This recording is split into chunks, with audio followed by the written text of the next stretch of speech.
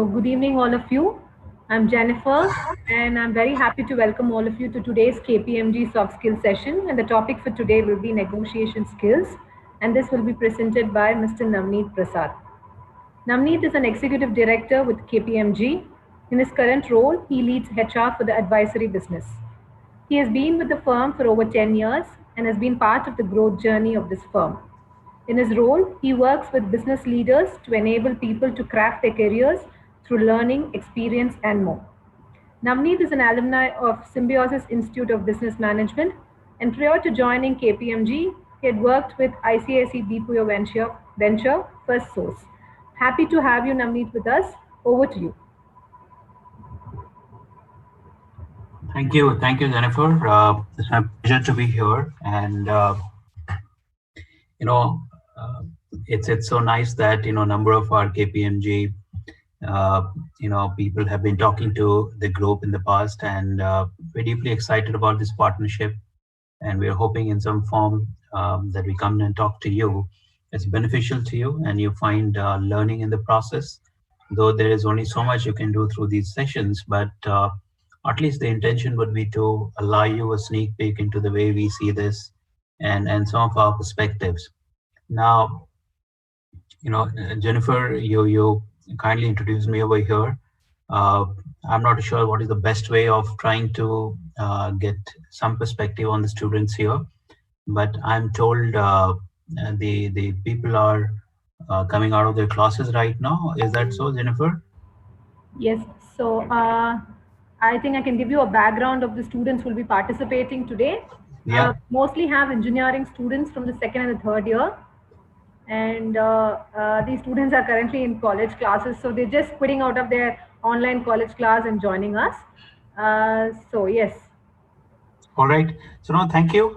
We have many engineers within KPMG who are doing very well in different areas of our firm, and they're part of the journey that we all are for our clients. We go and co-create several of those products offerings in the marketplace, and for a lot of those, we need engineers like you. So I'm very excited to be talking to you. Now, I understand that you're coming out of a lecture already. We'll try and make it sharp. We'll try and make it very, I would say, interactive to the extent we can on the platform. I can't see you, but I'm hoping you can see me. And here is the topic given to me. Now, when I was reflecting on this to say, what should I come and talk to you about negotiation skills? Now, there are varied experiences of how we see negotiation in our daily lives, right? Whether you look at the negotiation that we see within our own families, right?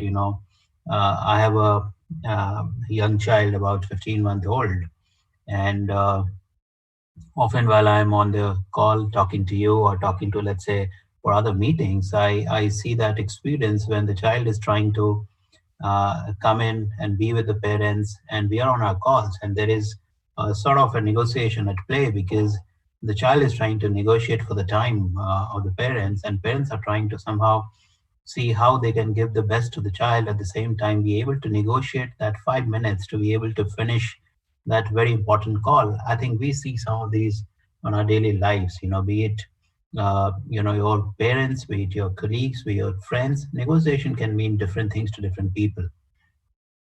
Now, what I intend to do on this session is that one, involve you through the whole process. And second, as I involve you through the whole process, and I expect number of you will take active participation on this one because I can see the fairly large number of people over here, at least what I see on the, this thing, 128 people are here. So I would expect that large number of you participate through this whole exercise. Uh, First, let me ask you this question. What all do you have on your mind so far this topic is concerned? So when I finish this session, I should be able to really ensure that I have covered those topics for you so that your time is worth to spend here. Can I see some action on the chat box? Will you please let me know what all are you wanting to learn on this session today? What are some of the things running on your mind you walked in for the session? Let's go for this. Let me hear some responses.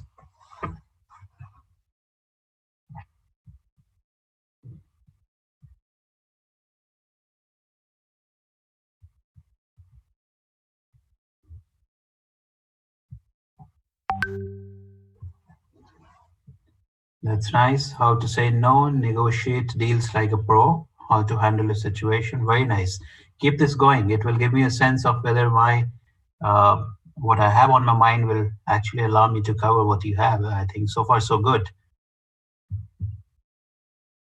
How to convince others for your perspective. Nice, Vashish. Right. Go on. I think we could get some more responses. Let's make it quick. All of you, taking a decision, how to convince others. I think, Aman, yes, it's a very nice thing. How should this skill help professional as well as in personal life? I think that's very nice.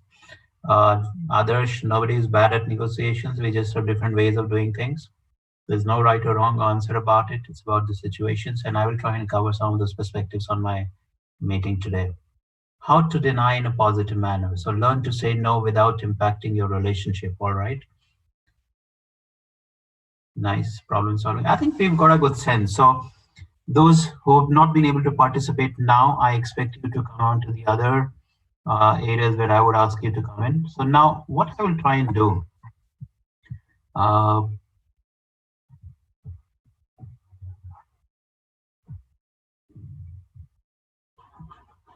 is help you through my session around three areas. I think three large segments of my discussion today, helping you understand negotiation, helping you plan your negotiation, and of course, at the end, we'll try and do a recap of what we've learned.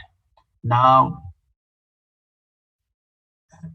you know, let's begin with understanding negotiation.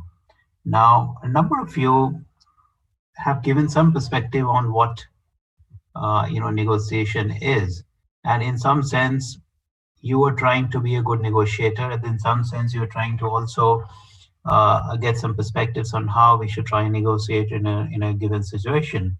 Now, I'm putting in front of you some scenarios. Take a look at that.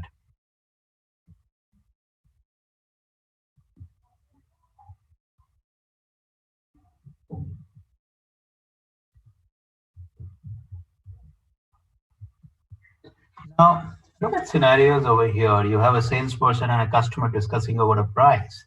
You have the client and the business over commercials and scope. You have the supervisor in a team setting trying to discuss some deliverables and the deadlines. You have a husband and a wife getting a divorce, and there is a conversation happening at that point in time, and there is an element of negotiation. Look at employer and potential employee. You often hear recruitment conversations about companies making offers, individuals trying to negotiate, right? The buzzword around all of these scenarios, and the best and the only way to deal with the differences are differences that are emerging in these scenarios are about negotiating. And if you really see, the common thread here is about negotiating. And when you look at some of these scenarios, you can possibly relate to this, that negotiation is the only way out of this. But what comes to your mind when you hear the word negotiation? And I need some responses on the chat box. What is negotiation all about? So, what is your first reaction when you first hear the word negotiation? Let's see some responses on the chat box quickly.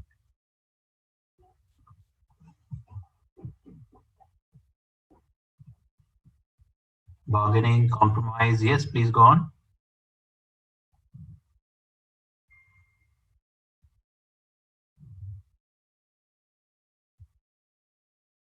Bargaining, yes.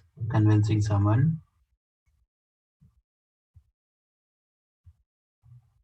Hmm. Hmm.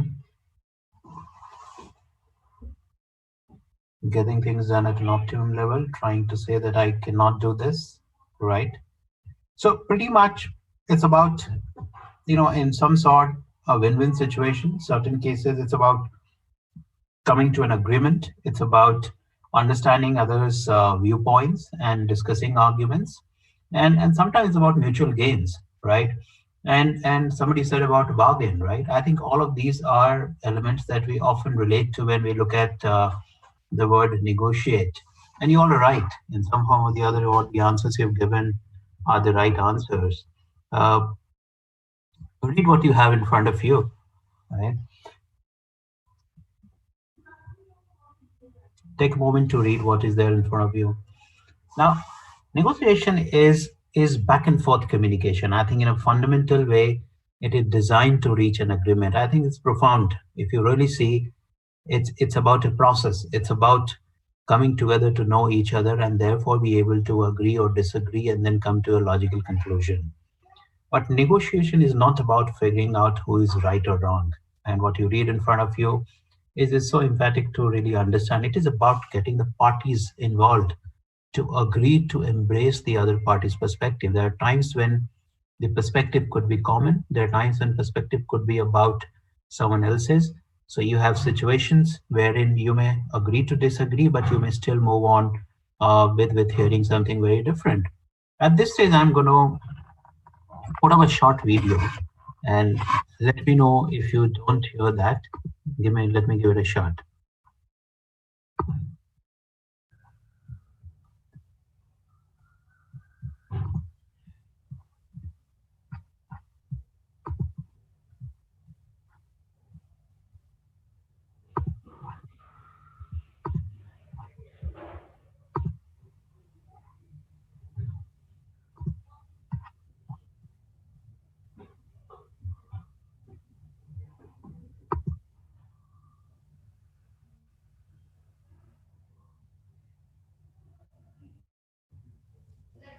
Navneet, we cannot hear the audio.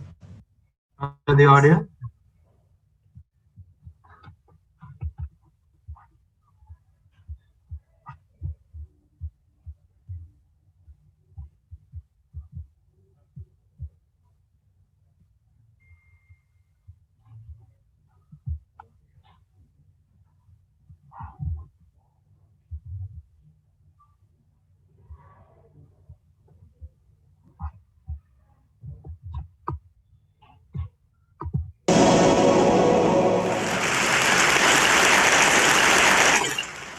Well, the subject of difficult negotiation reminds me of one of my favorite stories from the Middle East, of a man who left to his 3 sons 17 camels. And to the first son he left half the camels, to the second son he left a third of the camels, and to the youngest son he left a ninth of the camels. Well, 3 sons got into a negotiation. 17 doesn't divide by 2, it doesn't divide by 3, it doesn't divide by 9. Brotherly temper started to get strained. Finally, in desperation, they went and they consulted a wise old woman.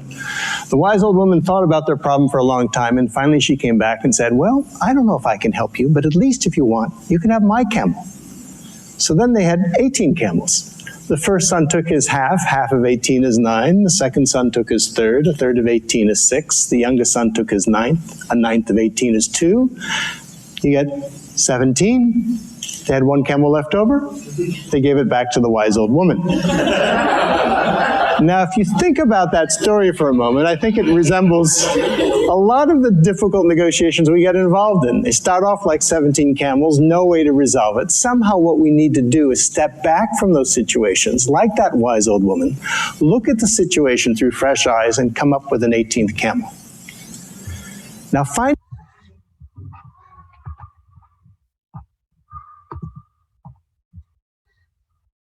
All right. So that was an interesting take. Jennifer, I hope people could hear the audio, right? Yes, we did. Okay, let's get back to what we were discussing. Now, that's a very interesting perspective on taking a step back. Now, what I intend to do is try and give you some sense of why negotiation skills is important. You know, you're going to be able to maintain and improve important workplace relationship. These are important because you got to work with efficiency, and now the team uh, shares a good working relationship with you. You know, you elevate your career path, you manage conflicts. I think these things are important in a workplace setting. Now, when you start your work, some of these are going to be important for you as you navigate everyday work. But what are the good attributes of a good negotiator? Have you ever thought about this? Let's say if I were to ask this question and some of you just put up something on the chat box. Let's see if you can get to this. Who are some of your people that you know are good negotiators, and what attributes that they have that makes them succeed in that situation? Have you observed people around you? Just take a quick shot at those attributes in the chat box.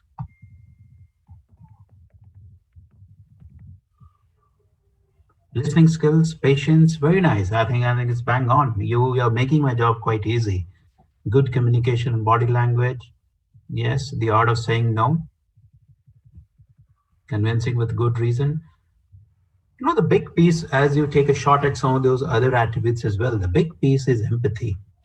Big piece is about empathizing, putting yourself in the other person's shoes. Smile, yeah. I mean, you got to be able to do this with a smile on your face, because the agenda is not to really pull somebody down, but the agenda is to be able to really drive home a far-reaching impact in a given situation. So, if I were to summarize some of those elements, and I appreciate all your response and participation, I think it's getting better.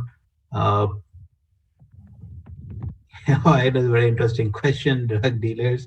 I will give it a pass. I don't want to talk about that right now, but I think some of the uh, attributes that you will commonly find in good negotiators are about communication skills. They communicate very easily, very nicely, in quite a subtle way. So they are quite articulate. Communicators have the right influencing skills. They can get around a situation and be able to influence. They can persuade people. They have solid listening skills, like Pratibha said, the listening skills, empathy, yeah, analytical thinking, problem solving. The biggest piece that you should be looking at, problem solving is something that really, really empowers people. Now, I'm going to try and show you something about a good negotiator, right? A good negotiator has got some of these attributes. Now, if you were to look at some of these very, very closely, probing, I mean, these are about effective listening techniques. It plays a vital role in understanding the interest of the negotiating party. While negotiating, different types of questions are used. You use open-ended as well as close-ended, but you actually apply a logic to the conversation, and this gives you a better view and insights of the other party. Somebody on the chat spoke about listening. Active listening is bang on. Negotiators have the skill to listen actively to the other party during the debate. Active listening involves the ability to read body language and as well as verbal communication. Now, if you see, it is important to listen to the other party to find areas of compromise during the meeting.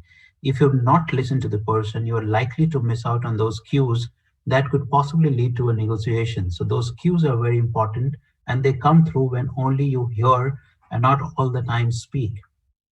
I spoke about articulation. No matter how good you are in communication skills, if you're not articulate about communicating what you really need to effectively do, the other side during the course can misunderstand you. It can also happen that those misunderstandings, uh, can lead to a breakdown of the negotiation process. So during a bargaining meeting, an effective negotiator must have the skills to articulate his desired outcome as well as the reasoning for why you're reaching a negotiation. I think some of these are quite nice, but if there is anything that you want me to spend more time on in the attribute, if you can put up on the chat box, I can give you some examples to do that.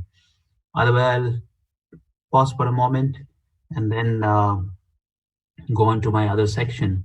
But is there any of these attributes that you want me to spend time explaining further?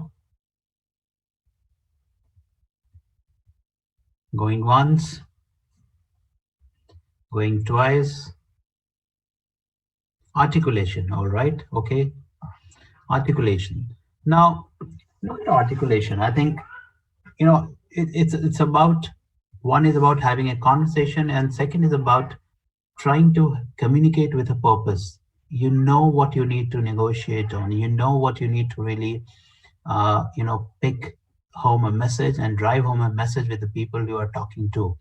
Sometimes, if you talk a lot and you have multiple things as part of the communication change, the main point that are important for the whole purpose should not get lost in the whole process. And therefore, you got to come around to be articulate. And that's what articulation is all about. It's about making sure that you have the skills and ability to move this conversation towards a desired outcome. And that's the whole purpose of getting into a conversation like this. I've spoken about empathy. I mean, empathy is a serious word. I think it's all about actual how the other party is feeling about a particular situation, trying to get a sense of what the other party is feeling about a given situation. In a given situation, if you were to empathize, you were to conduct in a manner that you were seen understand what the other party is going through, how people is one, because you've given the other person an understanding that you fully appreciate and understand the situation the individual is on. But hey, but having said that, we got to move towards a certain direction. I think that's what empathy is all about.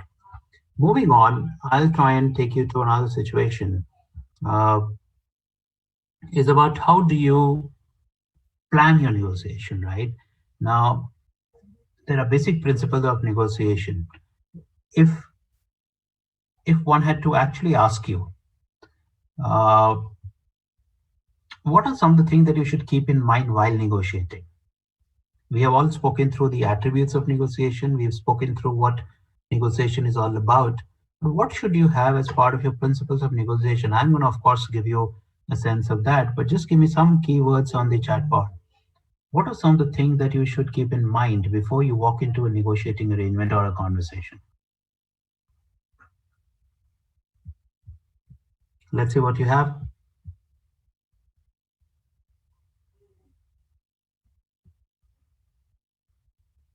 While you take a shot at this, let me start giving you some answers in the interest of time.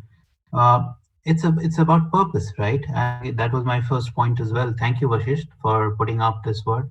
Purpose, staying polite, researching about what you want to be talking about, right? It's very important to research well in advance.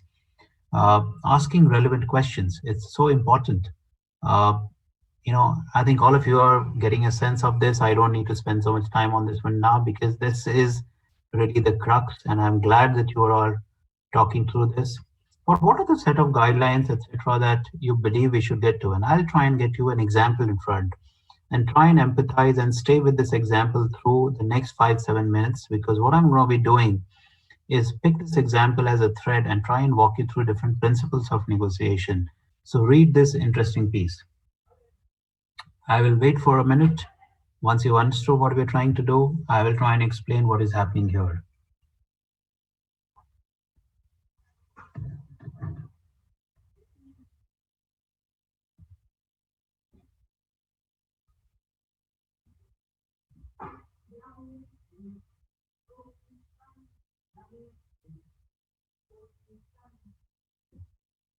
Right, I'm hoping you have read this. Now, with this unexpected behavior of the client, there are a number of questions that are popping up in his hand. Where was all that coming from, right? Uh, Arun is trying to say, why was the client sounding so demanding on closure? Now, was she trying to push the deal? Why is she sounding so apprehensive? Uh, he's also thinking that somewhere in his mind, he was losing it. He got confused whether to go for clarity from the client or not. He got worried that if he asked more questions, it might offend the client further. And these are real life situations.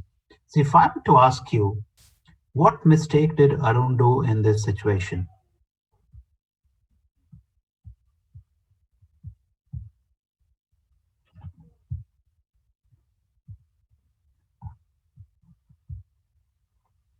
What mistakes did Arun do in this situation? The example that I gave you.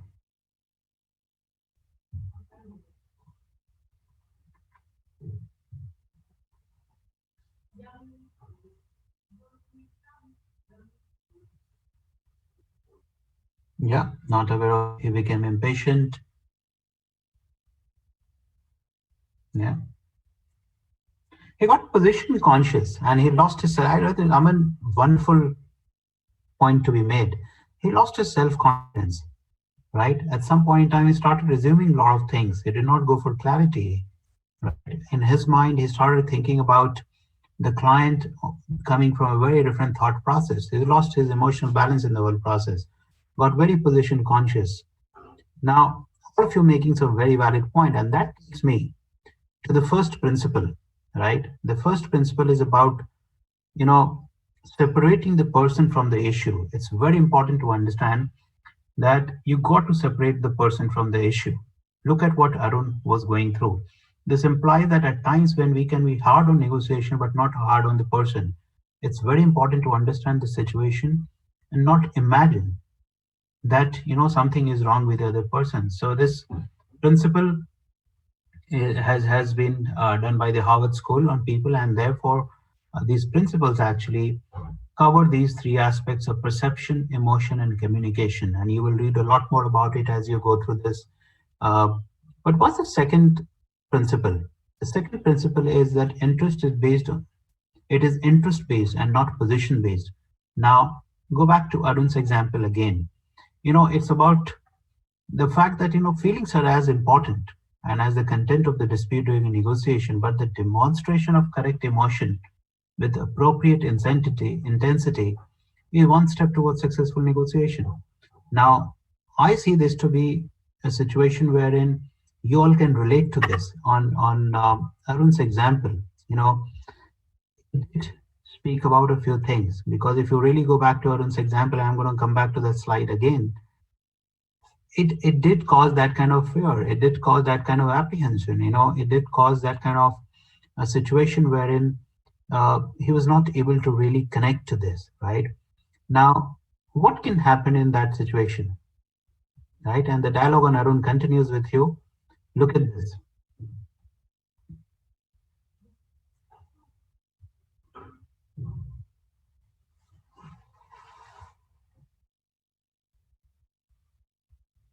Now, let us go ahead with our dialogue now. I mean, Arun got anxious and shared it with the client that they had already negotiated a lot on commercials.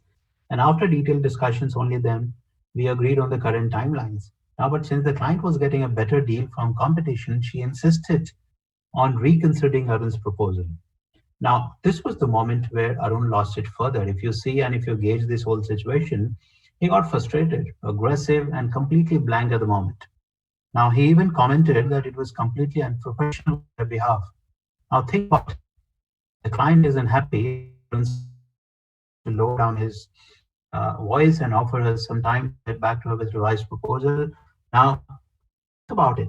Do you want to even get into a situation like this when you are in a negotiating table? So, what some of the mistakes did Arun do now? Let's hear you in the chat box again.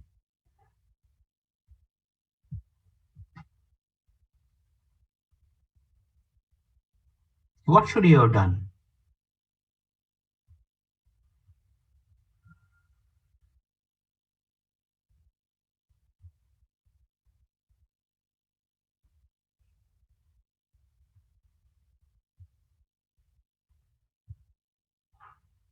I'm not getting answers from you, but okay. Did not put himself in the client's shoes.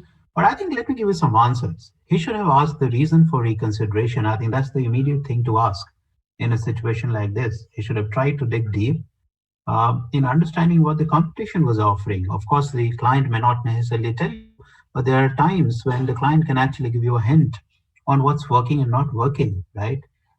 He had poor listening skills clearly in the whole process. He did not find a way for mutual gain. I think all this while the conversation was happening one sided. So the mutual gain, that is zone of getting into a place where you can identify mutual gain, is very, very important. Now that takes me to the third principle. Now, this is the third principle of negotiation. You got to invent options for mutual gains.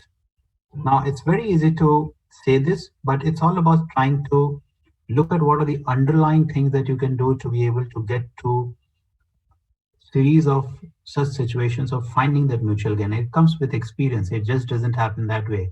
Now, this principle actually aims to help the parties find an option that will impact each party in a positive way. So it's all about finding mutual gains. And as you understand, so both sides feel great about being in an advantageous situation. It is important to listen to the other party and not make a decision until both parties feel that they have been heard.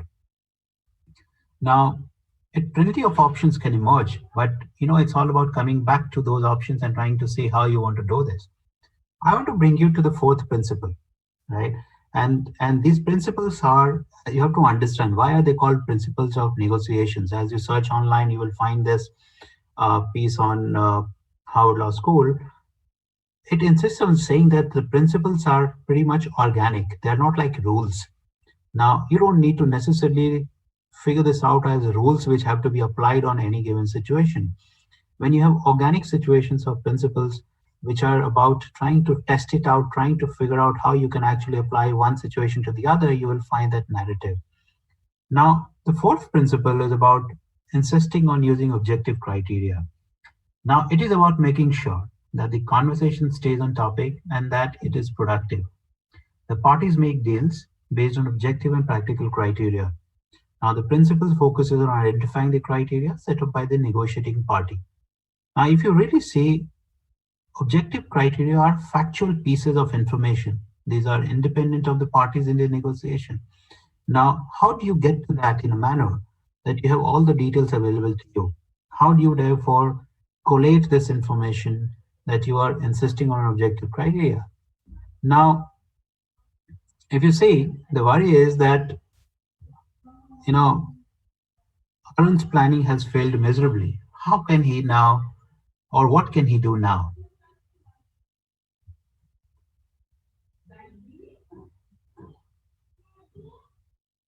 Right? That gets me to, while you guys are thinking about it, that gets me to the fifth principle of negotiation. Now, very complicated, but think about it in a very simple way. You know, it's an old saying that you don't lay all your eggs in one basket. This saying clearly defines the relevance of partner. Now, the term partner was originally used by Roger Fisher and Billy Murray in their 1981 book entitled Getting to Yes, Negotiating Without Giving In. Now, BATNA stands for Best Alternative to a Negotiated Agreement. It's the best you can offer to the other person if the negotiation fails. Now, you will think in your mind, so okay, I understand BATNA, but how about ZOPA? I mean, these are abbreviations, but essentially look at what it does to you, right? It's about trying to get to a situation wherein you are able to make a comeback. It's about making a comeback. It gives you a negotiating power. It's about identifying your alternative if negotiations fall through. Now, Zopa, if you are still been wondering why have I not given the full form, it is about the zone where you can have a potential agreement. So there is a buyer with a desired price, there is a seller on the right side, and therefore in this whole process, you're trying to get to a situation where you guys can come together and be able to find a zone of potential agreement. And that's like really knowing that you can actually make a comeback. Now, I'm just summarizing this for all your overall five principles that we learned. Let's quickly have a look at all of the five principles of negotiations. One, separating the person from the issue. Two, it's about interest, right? So interest based and not position based. So keep the position out of the picture. Invent options for mutual gains. Fourth, insist on using objective criteria.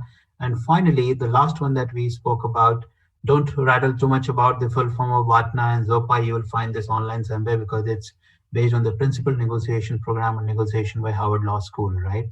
So we found this to be very useful. We found these principles to be really, really helpful in various situations as we talk to our people, train our people internally. Now, very quickly, I know the time is running out, but I think the next piece is about how do you really plan for negotiation? And there is proper planning around this. And proper planning would effectively mean that, uh, some of you actually in the beginning itself spoke about how planning should be done. It's about learning more about the client or the person you're going to be negotiating about. It's going to be having detailed understanding about the person. It's about collating hosts of information about various stuff and having a defined meeting agenda and questions that you want to ask in that situation. So that's very important. I'm giving a sense of planned negotiation framework. Now, of course, you could argue to the example that somebody gave on the chat box that, I'm talking to my friend on the other side, how do I negotiate? Of course, you don't need to really, really plan like this. But those are very, very different ways of looking at negotiation. What I'm trying to spend more time on today is in planned framework, client and customer situation where you are trying to do this through a negotiated settlement or having a point of view or an agreement. You typically got to do a lot of pre-work. And when you do pre-work, you will find that a lot of those information are very, very important. Yeah.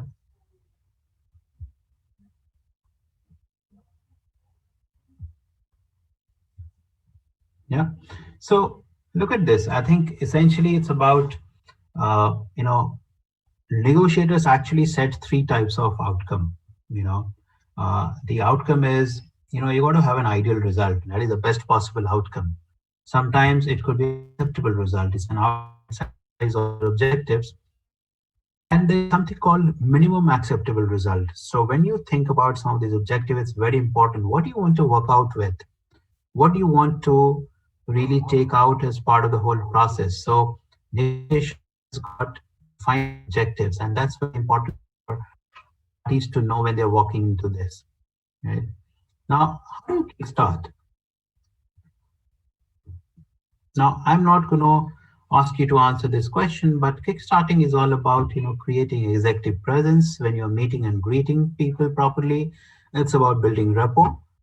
Small talks sometimes are very important, and they actually help you break the ice. And there's something called elevator pitch. How many of you have heard of the word elevator pitch? Can I see some reactions on the chat box? What does that mean?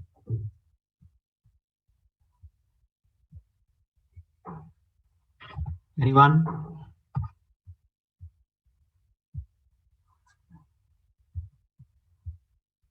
Yeah, elevator pitch. That's honest, Adesh. So, elevator pitch is about uh, and you should Google about it. But in simple form, let's say you were working in a company and yeah, very nice. Oh, you answered. So I was going to give a big example, but describing the idea in a 1 minute kind of a situation. But the origin is that let's say if you were to uh, bump in with the CEO of your organization in the elevator.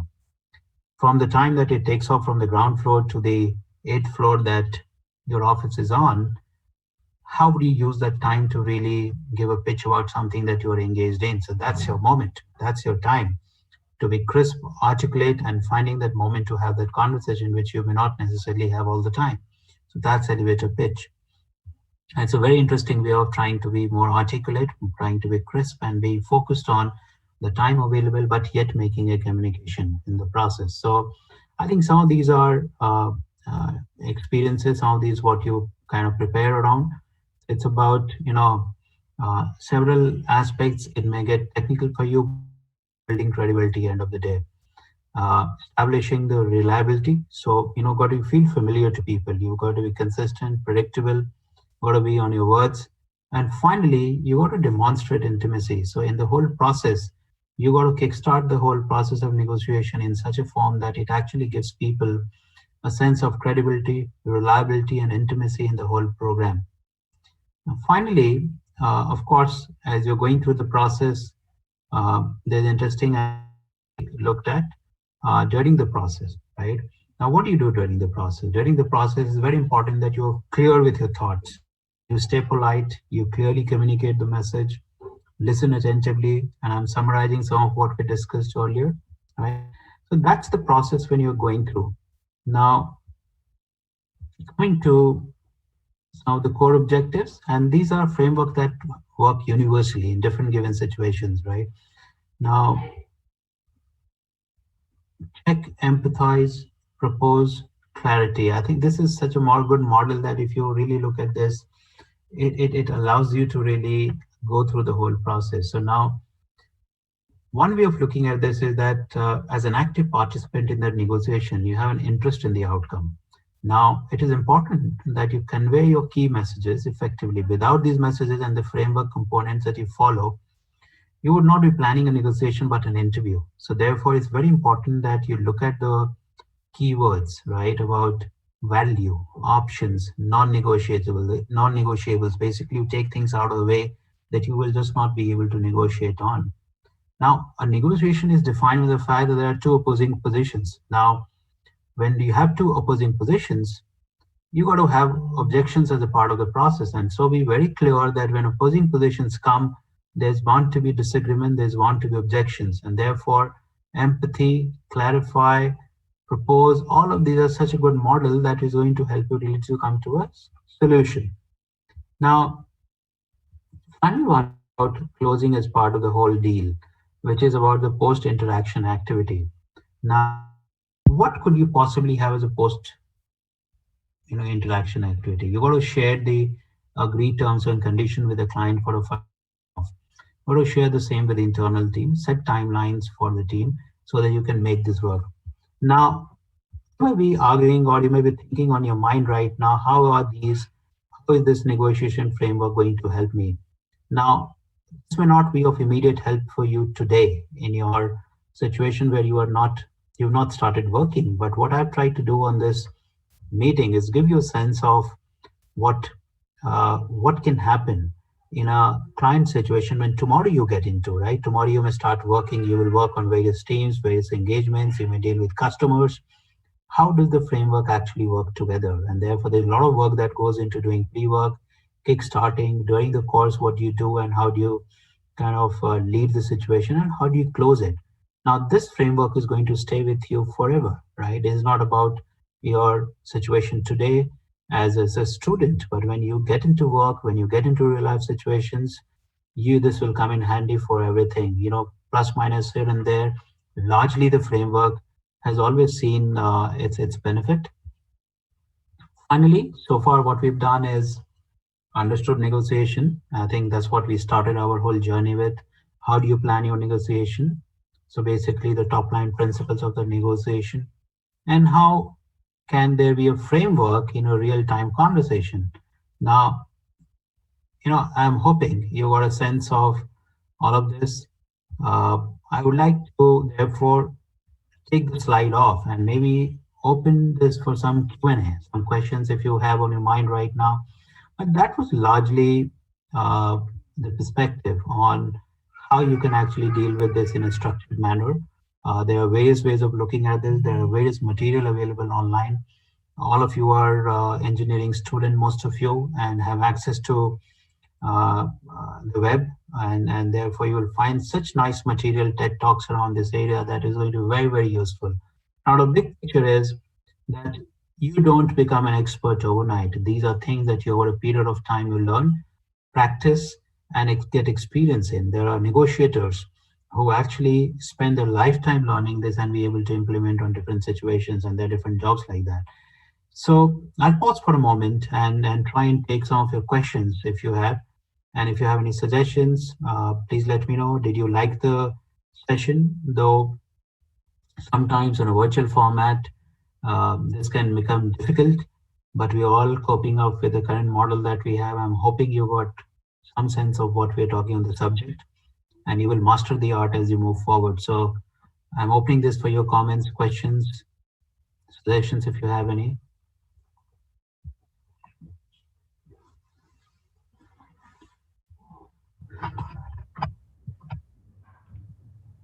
I request students to keep posting your questions in the Q&A box, or if there is anyone who would like to talk, please inform us. We will let you talk. Yeah, that will be useful as well. If there is anybody who wants to come in and share their life experience with the group here, anything that you learned from outside, will be very nice to be shared on this topic.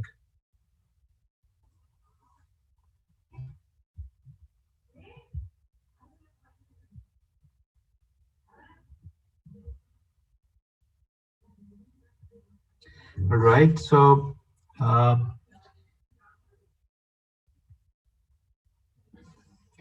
Jennifer, do the students go through some other session as well today, or that's the end for now? It is only this session for today. I don't think students are coming up with questions. Usually they come up with a lot of questions. I think we can give it a minute or two, maybe. Yeah, that's fair. No problem at all. So thank you, Vasish. I think I enjoyed as well. I'm hoping a large number of you, benefited from this. We have a question, Navneet, from Adarsh. What to Okay. do in case if other person has been constant in a value in which we are in loss? So, when I was looking through something very interesting the other day, Adarsh, sometimes when you look at situations of negotiation, so this is what will happen to you, right? So, negotiations always have an imprint of, you know, there is a lose-win situation, there is a win-win situation, there is a compromise, right? There are situations wherein you can actually have a win-win, and there are situations where you can have lose-lose situations. Now, these are very, very different types of scenarios that can occur. Now, often you can relate to this. You're likely to, in a lose-win situation, where you may accept a loss or you may tend to lose in a given situation if the person on the other side is somebody you are fond of or you like, or you're somebody who you're willing to let go. I think that kind of situation will lead to a lose-win kind of a negotiation. Often, people look for compromise as part of negotiation. People often look for a win-win situation. Those are the two best scenarios to happen. But there are times it can lose to a lose-win situations as well when there's a hard drive happening around this. Now, I can tell you that the most important piece is, and go back to the principles of negotiation that we were speaking about. It's very important to separate the person from the whole negotiation process. The moment you separate, your emotions with the person will be out, and therefore you'll be able to focus on the topic, right? And therefore the losses and wins will not be material. What will be important would be how do you come out of a situation in the best possible way. So there's always the win-win that takes precedence. Compromise also is a situation, but there are hard realities wherein it can be a lose or win situation. So slightly longish answer, but the perspective of these kind of outcomes are very important. Negotiations do lead to different types of outcomes. Yeah, I think there are multiple readings available on Prakash. I think if you asked me, there are. I mean, I'm a great fond of several books in this area, but the principles that I was sharing with you right now, the Harvard principles on negotiation skill, they're very nice to read. There's a lot of videos available on that one. I think you should try and look at that. Multiple books are there. I think there are no dearth of books on this topic. Uh, Find time to look up some online material. You know, there is stuff that you will find that there's a balancing of emotional intelligence around this area. There's some YouTube videos that I found very interesting is about how to walk away from when the other side wants to shop around. That's on YouTube. Uh, Let me try and put some of these on your chat box and see if you find time to actually go through them, right? So, something like this as a topic is very nice, and I found it very interesting on negotiation skills. Uh, there's something from, Roger Fisher I spoke about very briefly in my conversation, which is getting to yes. Try and see if you can get hold of that. All of these, you don't have to buy a book. I think they're all available online. I can go on and on, but let me offer you one more, which is about the walk from no to yes, which is by William Murray. And see that. Yeah, these are some interesting ones. I have very recently gone through some of these, and therefore it's fresh on my mind. What else? Anything else? Any comments from anyone? Does a non-MBA, of course. I mean, negotiation, for example, is not about MBA or non-MBA. It's about anybody being in a situation and you're part of that process where you're trying to get to sort out a situation or come out of this and kind of get an agreement, right? All right, we are just bang on time. So maybe one last comment or question from anybody, suggestion. Jennifer, I'm hoping this was useful. How did you see it? Yes, Navneet, this session was really useful because students are never exposed to these kind of situations where they have to deal with somebody, convince somebody on something. So building a rapport and relationship professionally. I'm sure this was a great takeaway for the students. Thank you very much, Navneet, for all your time and effort, and thank you, Cheryl, and your team for coordinating the session. Our next session will be tomorrow, 5 p.m., on the topic interview skills and virtual interviews. So I request students to please participate. Thank you, Navneet, and all of you have a Thank you. nice evening. Thank you. Have a nice weekend, everyone. And it was a pleasure to be here, to be talking to you, and look forward to finding another opportunity to talk to you all. So, all the best in your careers ahead. Thank you very much. Great. That would be our pleasure. Thank you.